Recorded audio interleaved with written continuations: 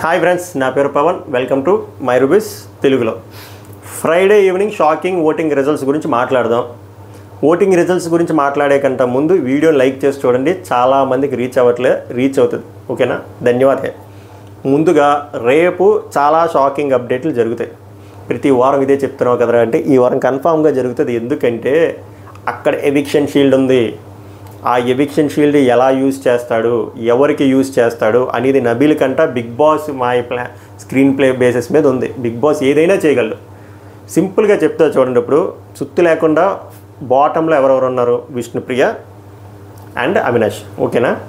వీళ్ళిద్దరిలో ఎవరు వెళ్ళకూడదు అనుకోండి బిగ్ బాస్ వీళ్ళిద్దరిని పెడతాడు బాటమ్ 2లో. పెట్టినప్పుడు కొంచెం కన్విన్స్ అయ్యేటట్టు అక్కడ ఒక సిచ్యువేషన్ క్రియేట్ చేస్తాడు నబీల్కి. అప్పుడు నబీల్ ఆబ్వియస్గా ఎవరికి హెల్ప్ చేస్తాడు? అవినాష్కి హెల్ప్ చేస్తాడు. సో అవినాష్ సేవ్ అవుతాడు. అవినాష్ ఆల్రెడీ మెగా చీఫ్ అయ్యాడు కదా, నెక్స్ట్ వీక్ కూడా సేవ్ అయిపోతాడు. సో దట్ బిగ్ బాస్ ఉంచాలనుకుంటే అవినాష్ని ఉంచాలనుకోకూడదు అంటే ఎలాగైనా చేస్తాడనమాట.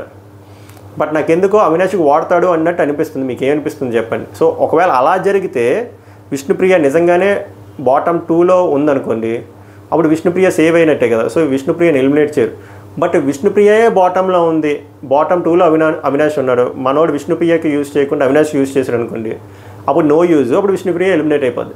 సో ఈ వారం ఎలిమినేట్ అవ్వడానికి హై ఛాన్సెస్ అవినాష్కి ఉంది, విష్ణుప్రియకి ఉంది. It all depends upon how Nabeel uses eviction shield.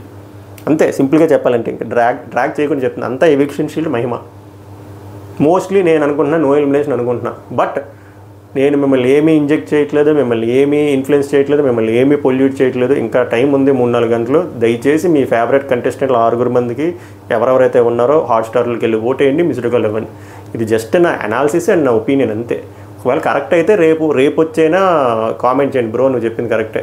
Wrong అనుకోండి, తొప్పాస్ అనాలిసిస్ అని పెట్టేయండి.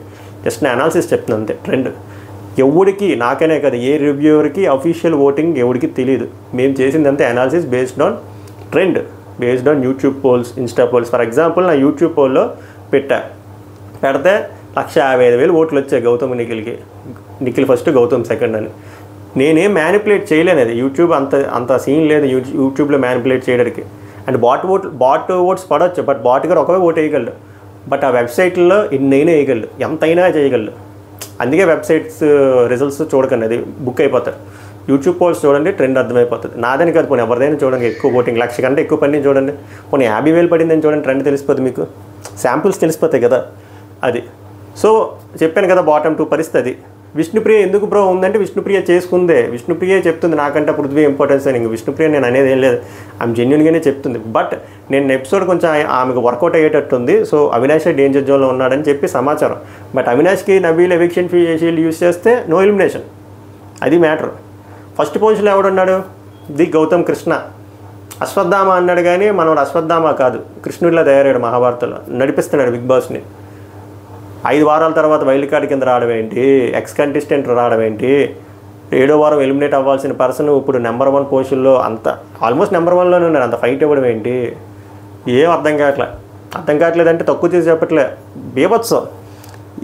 గౌతమ్ కృష్ణ కానీ బిగ్ బాస్ సీజన్ 8 విన్ అయితే అదొక సంచలనం అంతే. ఇంకొక మాట్లేదు, సంచలనం అదంతే. షాకింగ్ కాదు. ఇంకా సరైన యాడ్జెక్టివ్స్ రావట్లేదు కానీ చాలా పెద్ద విషయం అది, చాలా పెద్ద విషయం. ఈ సీజన్కి ఏదైనా ఒక పాజిటివ్ థింగ్, ఒక ఊపు వస్తుంది ఏంటంటే ఈ ఫైటే. సో గౌతమ్ కృష్ణ ఫస్ట్, అశ్వత్థామ కాదు కృష్ణుడు అయ్యాడు. సెకండ్ పొజిషన్ యష్మి గౌడ, కొన్నిట్లో పృథ్వీ. బట్ వీళ్ళిద్దరూ సేఫ్గానే ఉంటారు. ఎందుకంటే వీళ్ళు ఓట్లతో ఉండుంటే బాటంలో ఉందరేమో. వీళ్ళు క్రాస్ ఓటింగ్ ఇప్పుడు కొంచెం తగ్గింది, అట్లీస్ట్ ఫ్యూ డేస్లో పడింది నిఖిల్వి, ప్రేరణవి. అండ్ వీళ్ళకి కన్సిస్టెంట్ ఓట్ బ్యాంక్ ఉంది. పృథ్వీ అయితే 9 వారాల నుంచి ఉన్నాడు. సో కన్సిస్టెంట్ ఓట్ బ్యాంక్ ఉంటుంది కదా. సో యష్మి సెకండ్, పృథ్వీ థర్డ్లో ఉన్నారు. 4th పొజిషన్లో టేస్టీ తేజకి ఆ సెంటిమెంట్ వర్కౌట్ అవుతుంది, మదర్ సెంటిమెంట్ది. మనోడు సీజన్ 7తో పోలిస్తే గట్టిగా ఆడుతున్నాడు, స్క్రీన్ ప్రెజెన్స్ ఎక్కువ వస్తుంది. అండ్ ఈ తెలుగు కన్నడ కాన్సెప్ట్ కూడా వర్కౌట్ అవుతుంది. నేను తేలేదయ్యా అది దరిద్రం, బట్ వర్కౌట్ అవుతుంది. అది గౌతమ్ కృష్ణ కూడా ఇంకా గట్టిగా వర్కౌట్ అవుతుంది. రోహిణి డైరెక్ట్గా ఇన్స్టాగ్రామ్ పోస్ట్లోనే పెడుతుంది సపోర్ట్ అవినాష్ అండ్ తేజ, అది కూడా వర్కౌట్ అవుతుంది. శివాజీ ప్రమోట్ చేస్తున్నాడు, అది వర్కౌట్ అవుతుంది. అమర్దీప్ ప్రమోట్ చేస్తుంది, అది వర్కౌట్ అవుతుంది. మరి ఉండడు ఆ సేఫ్ పొజిషన్లో. సో ఇంకా డేంజర్ జోన్లో 5th, 6th Vishnupriya and Avinash. చెప్పాను కదా, all depends upon eviction shield. Nabeel చేతిలోనే రేపు ఉంటుంది ఆట. కన్ఫామ్గా ఆట రేపే మారుతుంది. ఒకవేళ రేపు నో ఎలిమినేషన్ ఉంటే నెక్స్ట్ వీక్ కన్ఫామ్గా డబుల్ ఎలిమినేషన్, లేకపోతే ఫైనల్ వీక్ వచ్చేసరికి టాప్ 7 అయిపోతారు. అట్లీస్ట్ వీళ్ళు టాప్ 6 కాన్సెప్ట్లో వెళ్ళబోతున్నారు కాబట్టి అయితే ఎలిమినేషన్ అవుతుంది. అప్పుడు ఈ షీల్డ్ యూజ్ అవ్వదు, నెక్స్ట్ వీక్ యూజ్ చేసుకోవాలి. లేదు ఒక కాన్సెప్ట్ చెప్పాడు అనుకోండి, ఇదే చెప్తారు, ఇంకేం ఉండదు, చెప్పేస్తున్నది కూడా. ఈ వారం కానీ నువ్వు యూజ్ చేసుకోకపోతే నువ్వు ఎప్పటికీ యూజ్ చేసుకోలేవు అనేస్తారు అవినాష్ని సేవ్ చేయాలంటే.